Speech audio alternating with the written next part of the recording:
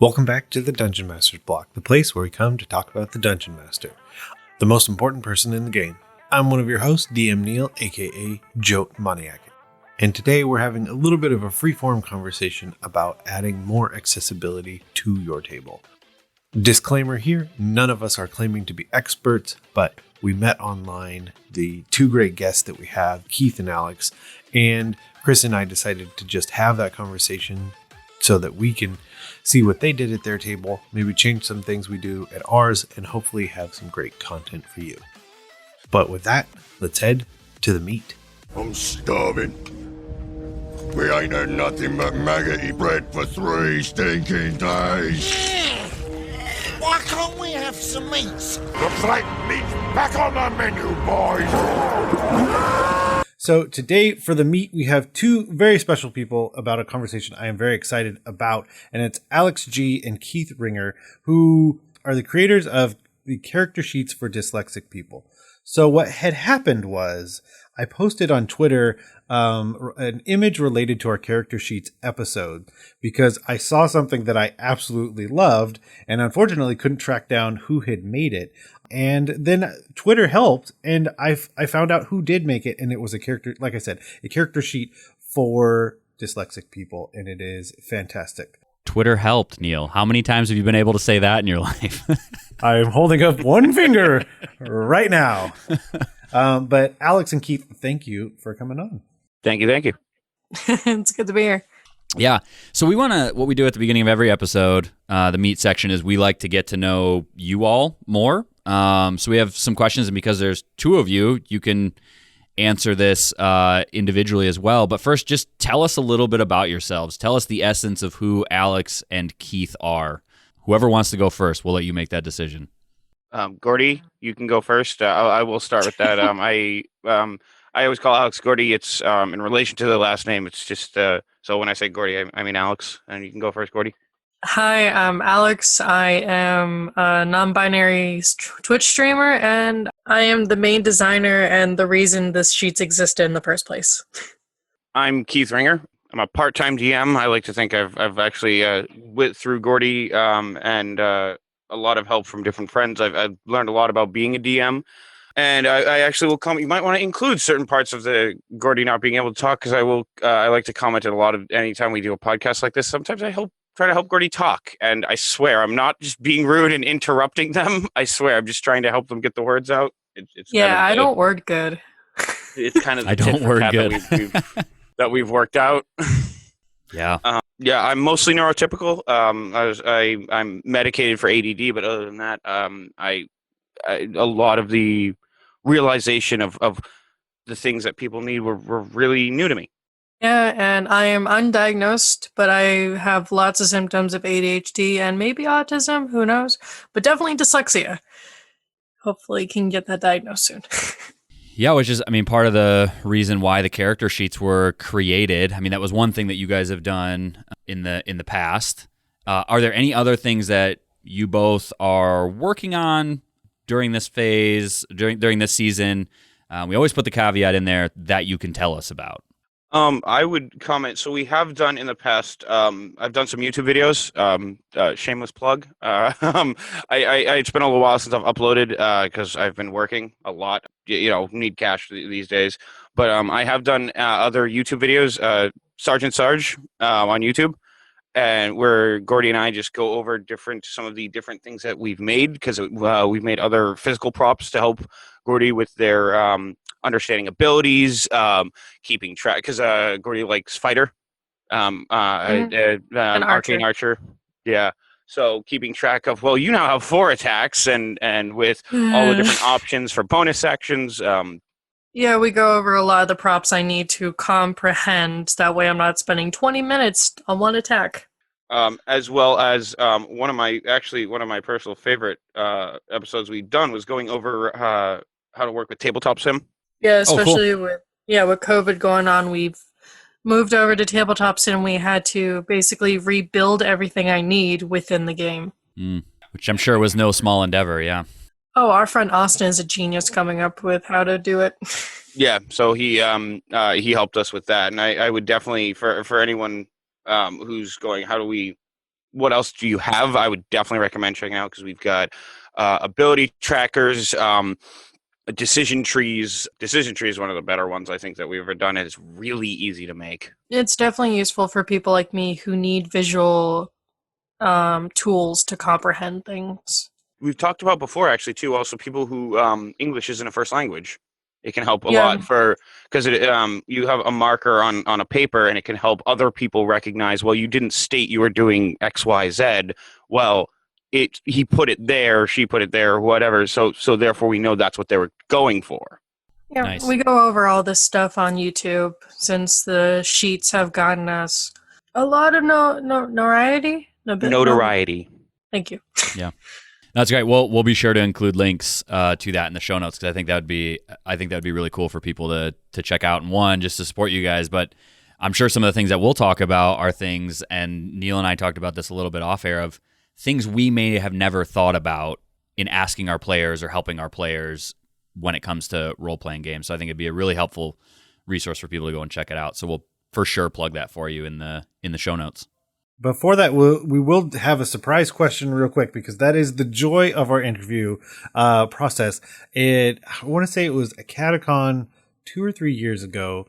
John Arcadian, who's done a lot of stuff in the RPG realm, asked me a question, and I will ask it of you now. I will tweak it a little bit, but if you could have a cantrip, like you could actually cast a cantrip, which one would it be? Like real world you, right here, what cantrip would you choose? I don't know enough to answer. Yeah. Okay. So it gets us actually into some of the funny bits, because Gordy, I tend to be more the one with a lot of the technical knowledge. So I'm processing through, and I honestly think probably prestidigitation, just because it's so multi-diversal. It's got so many different uses. Mm-hmm. And like of course, you could always go for freaking what wow, how am I blanking? The warlock cantrip. Eldritch Blast. Eldritch Blast. Jesus, thank you. But yeah, prestidigitation is just so useful. Why do I need to hurt people? I'll go with that. You can give the illusion that you're hurting people without actually hurting there people. you go. And actually, one that I might suggest for Gordy, minor illusion. You could make illusions on something, make something actually make sense in your brain. That'd be amazing. There you go. It. Mage hand. Done. Oh, Mage Oh, Hand. mage hand, not bad. What was that? Oh, I could tap on one shoulder and it really wouldn't be me. I should probably pick something else. So with that, thank you for asking that. And of course, as always, thank John for all the awesome work he does and giving me that question to ask you. And speaking of questions, one of the things I wrote down, and I didn't change the outline from scaling monsters, I see that now, is that the first thing is asking the right questions. And I think that's a big thing that Chris and I were talking about off air. But like, what was the start kind of for your conversation of increasing that accessibility? Because I think that's probably the thing that is most vital to anyone listening, is like, what are the right things to potentially look for and just even ask your players? Honestly, Keith noticed I was struggling, and it took me like a week to admit that I was struggling. And we just started talking, and I just blurted out everything I couldn't understand. But if it's like your player, if you've noticed something, talk to them on the side and go like, hey, I noticed you're struggling or something. Make it so they have the opportunity, not you're going like, hey, you're messing up. Just a way they have the ability to answer. Yeah, it's, in my opinion, it's funny because the most important thing to starting this kind of conversation is also very often the hardest part of it all, and that's communication. Which can really be difficult for different people for a myriad of different reasons. But that's the most important thing, I think, is if you're a player who's struggling, the truth of the matter is really, it can be hard for people, but if you could just communicate that, and if your DM is a jerk who says, no, I don't care, then you probably might need to see if you can find a new group. But a lot of times, at least for me, it's a group of friends. They want you to be able to have fun, and there's a lot of ways you can look at and just kind of talk about, okay, well, what can we do to make this so that you can more quickly grasp this? Yeah, I mean, that was something that Neal and I talked about even in preparation for this, was like, I think what I see on a lot of like, whether it's DM Academy or behind the screen on Reddit, is like time and time again, all of the conversations that people are pointing towards is like, communicate when there's like conflict between player and player, right? Like in campaign, make sure that stuff doesn't spread and like be awful for the rest of the group, because you always know when there's tension between people. Like, be sure to communicate like what type of game you want to play. Do you want to play a horror? Do you want to play a space theme? This, that, and the other thing. The conversation that I've never had with my players, and if there are players that I've had that this has been a problem for that we've just never talked about, is like, I've never asked the question of my players, is there anything that you struggle with that I can do to help you better engage in the game? Like, would a different type of character sheet help? Would some of these other tools that you all have created helped them in some ways? Because I've just never thought to ask that question. You know, I just haven't. So I think that communication, Keith, that you're talking about is key for anything, whether it's player problems, DM to player problems, or accessibility issues that we have within our group. Because at the end of the day, like you said, we want everybody to have fun, and we don't want anybody to have to struggle with something if there's a way to try and prevent it, so that we can all have as much fun as possible at the table. Yeah, and I've had the opposite experience of the first time I tried playing D&D back in high school. The DM called me the R word, so that made me not play for a decade. Yeah, that's. Well, I mean, I think part of it hits on something that I thought of as well, is that a lot of people, and so for context, I don't think I put this context either. None of us are claiming to be experts. All of us are claiming to have had experiences and wanting to share those experiences and try and make the four of us and anyone listening hopefully better for it. But I work at a community college in the disability department, and one of the roughest things that I see is when someone comes in and, let's say, they spent 18 years in school feeling like they are dumb. And the realization is that, no, they just learned different. Mm-hmm. And so that's the other thing, is that part of this tough conversation is that some of your players might not have any idea the struggles that they're going through. This is a hard conversation to have sometimes. But it's really one I think that we all as DMs should strive to have. Yeah. With Gordy, and I hope you don't mind me commenting on it, Gordy, but Oh, go ahead. What I personally noticed at the time, because I was trying to make sure everything was okay, is when Gordy's turn would come to them, there was just this blank stare as they looked at the sheet, trying to understand something, and that was something of a very large red flag.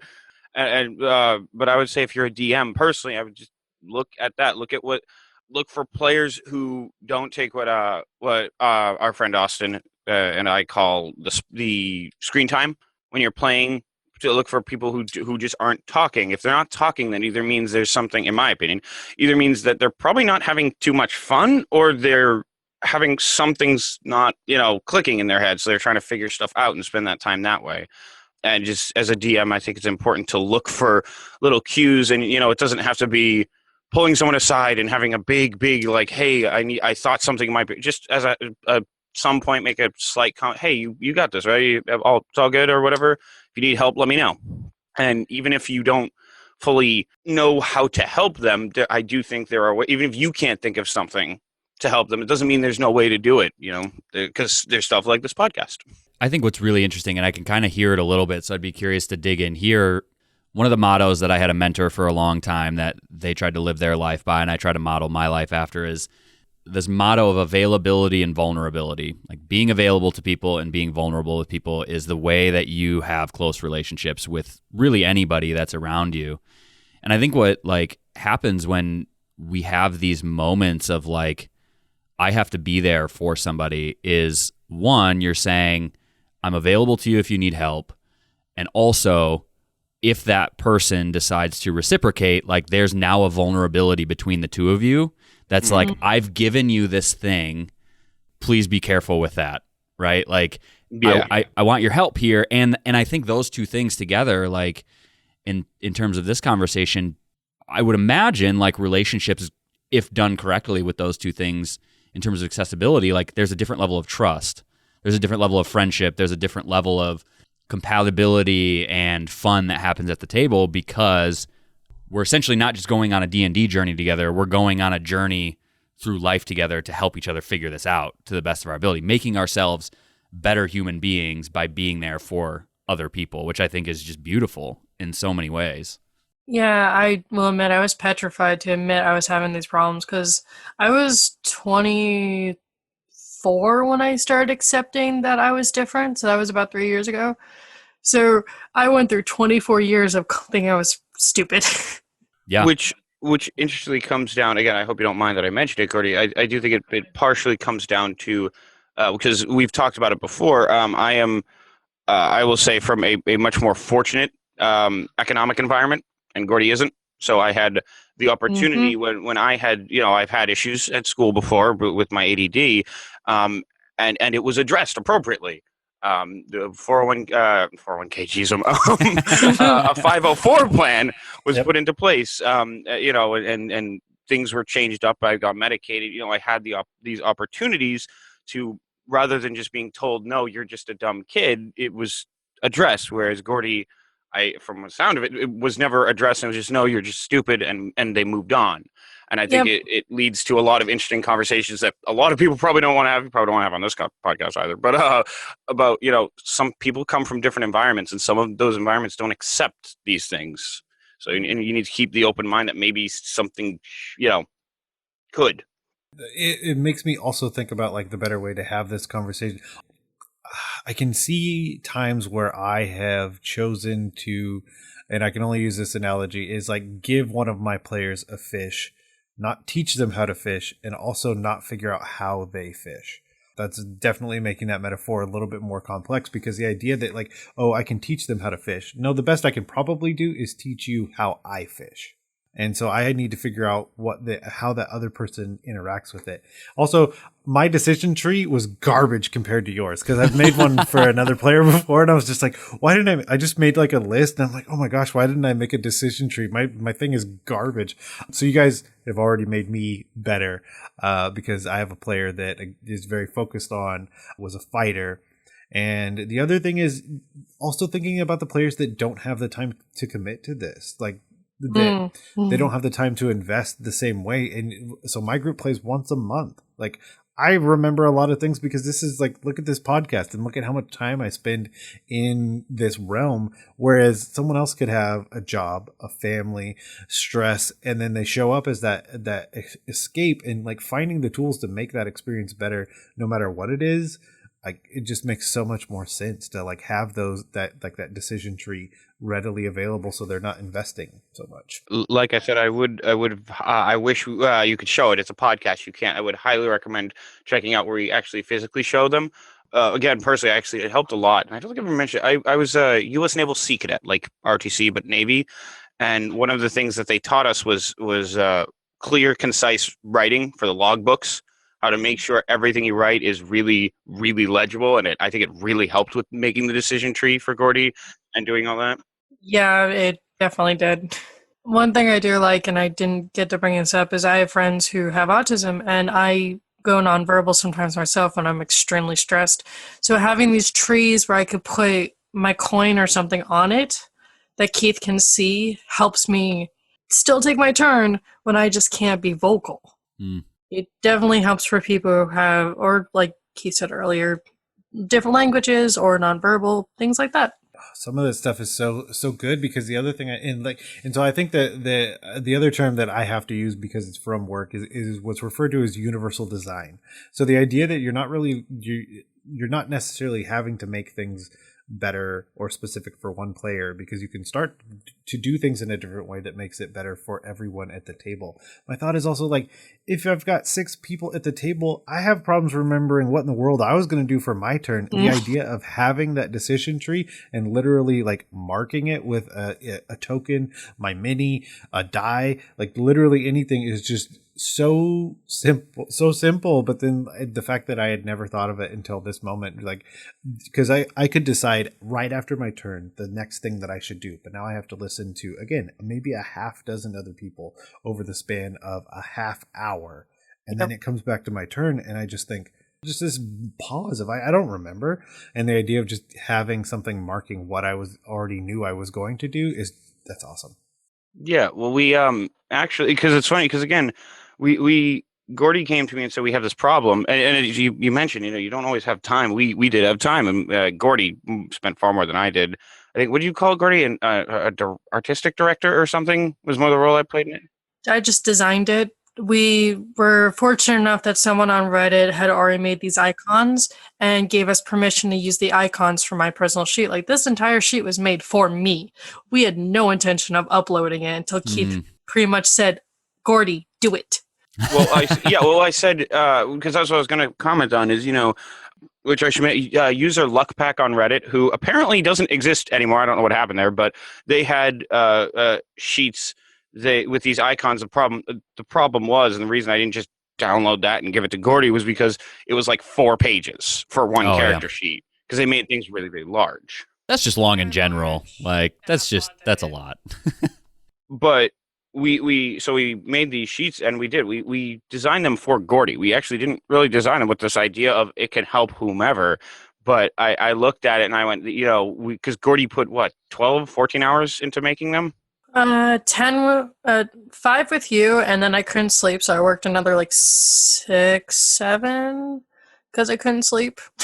So 12 hours there, and I just went, why not? Like, what's the worst case scenario? We upload on Reddit and no one cares, and you get to still use them. It was like dead for like 4 months, and then someone on Twitter did an article on it, and then it exploded a year later, and I'm still getting notifications about it. That's crazy. It's been a year since we uploaded it. Yeah. So one of the other things that I noticed, because again, I watched the YouTube content that you guys had made. One of the other one that like really, it's a small thing, but it totally comes up a lot at a lot of the tables that I've been at, is just color coding your dice and what's on the paper. That was it was insane how straightforward and awesome that was. Like, I literally was like, okay, so quick example, we could say fighter again. I'm going to use something that uses a D8, and so then just color coding what my 20 is, what my D8 is, what my D10 is. Like, that was awesome. Honestly, I got those dice originally because I am a queer person, so I was like, yay, pride, rainbows.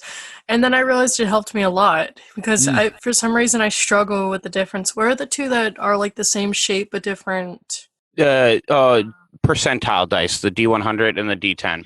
Yeah. Yeah, I confuse those two constantly because they're the exact same shape. But now that they're color coordinated with the character sheet, it helps know right away which one is which. Yeah, That's and awesome. I can highlight it with the color highlighter. That way I can do, the pink one.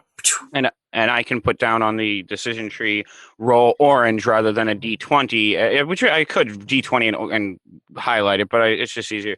Roll orange because Gordy's D20 is always orange. So Gordy knows what they're rolling. Yeah, and it's interesting to see like even like a quick aside of the development of what dice look like and the allure of all these really fancy die that like are nigh impossible to even read at all for anybody. But then I also think about like the set that came with 3rd edition when it very first came out. Everything was very, very clearly different colors. Like the D20 was this orange, and just the idea that feels so removed, but then how useful that was at that time, coming with especially the starter set of like, well, here's the die, and you can tell they're different because they're different colors. Yeah, well, that's the beauty of today's world is, you can get whatever you want. You can, go. That's what we did is we went online, found someone who had, here's different colored dice because we didn't have any exact set plans for them. And then later on, I got Gordy a bunch of pink D6s because pink was the color for D6, and so that they could roll for for their weapons. I can roll like 8 at once. Yeah. Yeah. Right now I'm doing I'm playing Call of Cthulhu and I keep trying to think of ways to help it with that, though no one there needs it.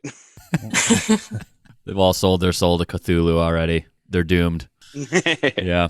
So I would be curious. I mean, we've talked about like the character sheet, obviously the one that's kind of gotten a ton of notoriety. We've alluded to the decision tree sheets that you've made to help make decisions and coordinate dice and everything.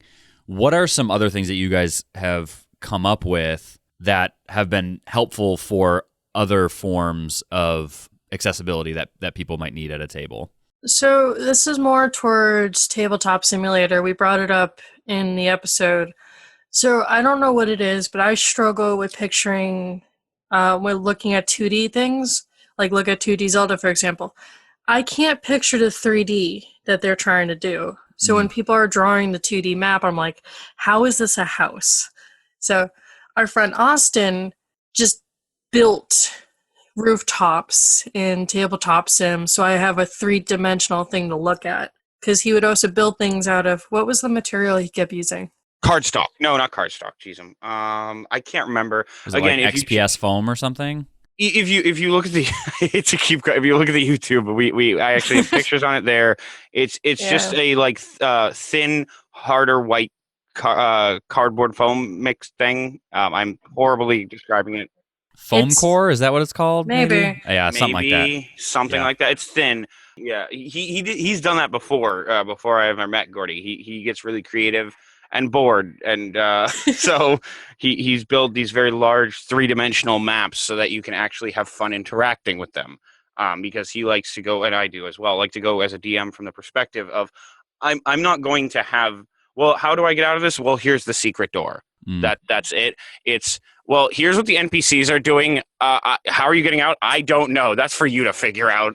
Throw your chaos at it until it works. Yeah. Just jump. When in doubt, just jump. He has like crenellation and on it, and like, little. Well, here's a long banister that really no one's supposed to walk on, but maybe you could try to jump on or break or something. He was able to make that in tabletop sim and in real life, and that helped me a lot to be able to picture. Yeah, so he was essentially creating like different terrain and scatter pieces. Oh yeah. For you all to be able to do that. Like he built like a ship and all that stuff too at one point. Yeah, that's super cool.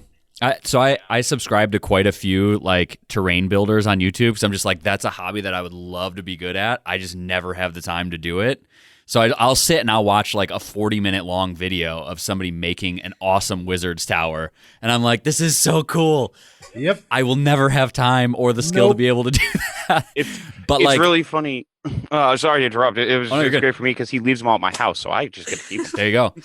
But I think about for my own players, and Neal and I talked about this beforehand, like that might be something that like the group that I'm playing with now, we only played in person for like 2 months before everything shut down, and we've all been online and we can use virtual tabletops. But when we get back together, somebody might have a problem seeing 2D things. And so if I just draw it out on a map, like that might be the entry point into saying like, this is something that we need. So now it becomes a hobby that's actually a big deal, because it's going to help my players be able to enjoy the game a lot more than not being able to understand what's happening on the battle map in front of me. Like I think that's great that Austin was his name. Yeah. Austin. That he's doing, like, that's super cool, to be able to do that sort of stuff. Yeah, he's a genius when it comes to this stuff. Our real advice is find you in Austin, obviously. Yeah, right. Oh gosh, don't stroke his ego anymore.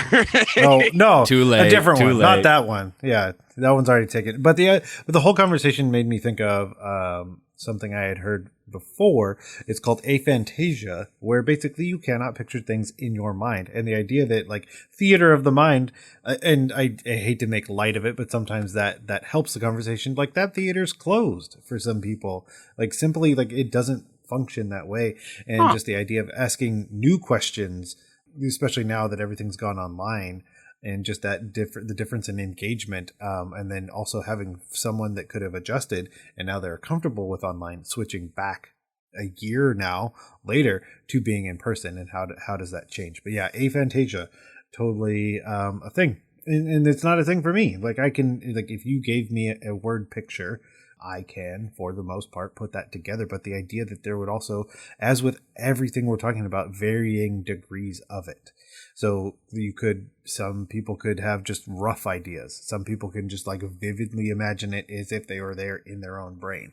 Yeah, I think it's just because I grew up on 3D games, not 2D. So, but that is a thing that is possible.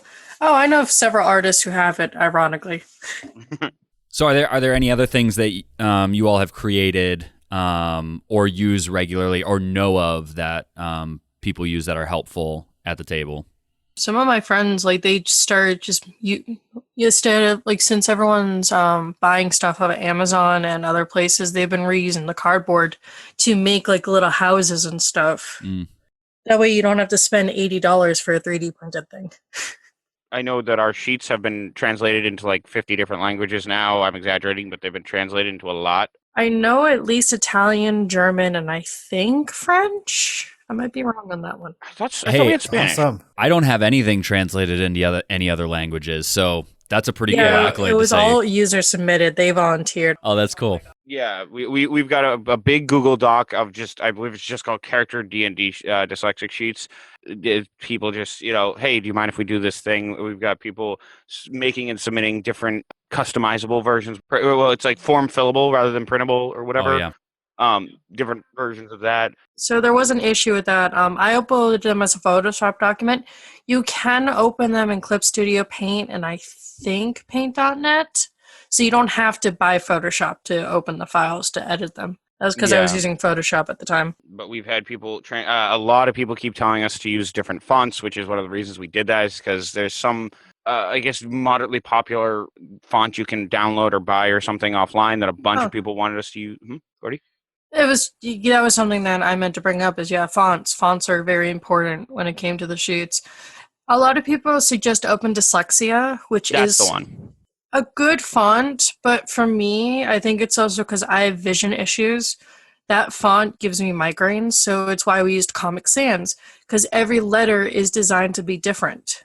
So I can easily tell the difference between E's, A's, and O's. Those are the three I struggle the hardest with. Which is funny. I think I've made a joke about it on my YouTube. B, D, Q, and P. That they're all the same letter, just rotated weirdly. Yep. You're not wrong. You're just playing around in Photoshop. Yep. Yeah. So the one I will ask you about, because again, I watched your content, so I want to know more, is the one where you had things on like a wooden dowel and you would turn them when they would happen. Was that like inside of a turn, inside of a day for the character? They could, we designed it to be customizable. Like all those things can come off and change if wanted to. But for me, it was more so I could keep track of, because my character had like 5 attacks at one point. I could turn it so I know how many attacks I have left, or spells, or just a physical thing for me to see. That way I don't have to keep erasing and drawing and erasing. You got up to 6 attacks at one point, and I just want to comment to help anyone visualize. It's actually based very heavily off of the turn order trees, where you have people's names that you can slide them on and then flip them. We did that, but with attack 1, attack 2, attack 3, action surge, attack 4, attack 5. It was definitely helpful, especially it just gave me something to be able to see, because just I kept forgetting to erase or change things. Well, and then we can also put things like we put on action surge on the back of it. It says per rest. So you flip it over and you see per rest. So now you know you can't do the ones underneath it. And once you take a short or long rest, you can flip it back. Yep. It was just so I can keep everything in order. And it was because those things come right off. As you level up, we can just, okay, well, now we add the 4th attack. And then I get a bigger dowel. I think we had to do that at one point. Yeah, well, when you have 6 attacks and action surges and spells, I mean, yeah, that's just a lot in general. You need all the dowels. Yeah, I've purchased this curtain rod. Yeah, right. I'm playing a wizard now. Oh, gosh. Yeah. I'm sure there's better ways to like make that so it's not as big, but it just worked for me at the time. We just literally just put it together in like 5 minutes. Well, and then I like to think I have some decent carpentry skills, because later I went back and actually made a much more, what I think was a much more aesthetically pleasing one with a smaller wooden dowel to stop it and them from turning and all that. So the one thing that we like to do, which I think does work really well here, is do we have any homework for people to go do? And of course, we always make that joke because it's oftentimes fun things to go read, to go watch, to go experience in some way. So do we have any homework related to the topic at hand? As the person where this is affecting the most, don't fall to stereotypes is my biggest thing. Do your research, but don't think everybody with dyslexia can't read or something that someone said to me is like, oh, you don't look dyslexic. And I'm like, how do I look? Do your research, and sometimes you can tell something's wrong, but don't make assumptions. And try to be open-minded, because being open-minded is what helped me talk to Keith and get all this made. Watch my channel, I guess. I don't know. Yep. Nope, that works. No, that was going to be one of my homework ones. So there we go. Go to the Reddit, the YouTube. Follow me on Twitter /Twitch XL123. But yeah, I would echo that is probably one of the most important things, is to understand that you don't know, because you don't know what the severity is. These are all unseen issues, and you don't know if they're there, if they've been diagnosed, if they haven't, how long the person has even been aware of it, what help they've gotten prior to now. And so like thankfully for me, I worked in IT for a really long time, so I've always approached an issue that someone has as having no idea why they have it, and you have to. The idea that like they don't know what happened to that computer. A person doesn't necessarily know how that they're interacting with the world until you start asking those questions and trying to find better answers. There's a Dragon Mag edition, which I think is the one where Alex, the character sheets were mentioned in. I think it was issue 31. It has a whole bunch of different ideas to go and read. There's ideas of Braille dice in there, character sheets. It's a really good article that has, and they have a link to a Twitch channel in there that you can go and watch called Heroes Without Limits, that has a bunch of accessibility integrated into that Twitch show. So Dragon Mag issue 31, go and read it. There's a bunch of stuff in there that I'm gonna have to look at that. Fun. Yeah, I did a brief reading of it, so I don't know exactly what all it entails, but I'm just throwing all the links in. Yeah, sweet. Well, and that is our final and most important thing. Hit us with all of those links. Where can people go to see the things that you're doing? And of course, we're going to have a lot of links in the show notes. I pointed down. You can't see me. I'm getting used to Do YouTube. Go down there. Yeah, it's over, or it's up there. Yeah, that's what it is. I watch too much YouTube, but I don't do YouTube. Well As done. Chris is just waving his hand around senselessly. Yeah. Click and subscribe. It's like right here, but then the link somehow ends up over here. I don't understand why that happens. Don't forget to hit the bell. Yeah. That happens because sometimes they're mirrored. So Oh, they put it there up we at what go. should be their side, and then they're mirrored. Yeah. So where can people go to find all the things that you do? Yeah, I've already linked the YouTube for you guys. Again, I keep meaning to get back to doing YouTube. I work on average about 57 hours every week, so it's gotten a little bit difficult. And I primarily do Twitch, so YouTube is not my priority, but we do have videos up talking everything we've done. There is a Reddit with all sorts of questions and answers, and we try to update it as much as we can when we get things like new languages. It was archived. Well, perfect. Well, again, we just want to thank both of you for coming on. Like I said, deeply and genuinely for coming on and spending some time with us, making me better, and hopefully making our listeners better and at being DMs. No, thank you for wanting to listen to us. Yeah, It was a been pleasure. It was a pleasure. Yeah. Yeah. So have a good one, guys.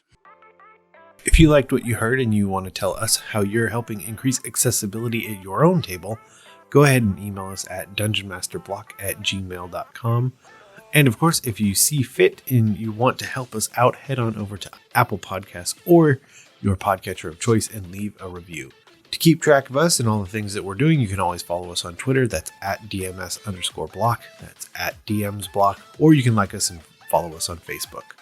As always, the Dungeon Masters Block is a proud member of the Block Party Podcast Network, where you can check out other shows like Geek Wars, Detentions and Dragons, Dungeons and Dragons and Daughters, and more.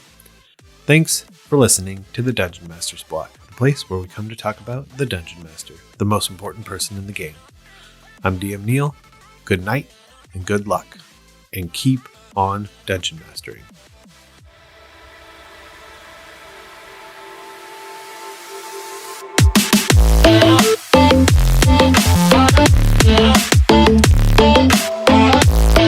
Goodbye.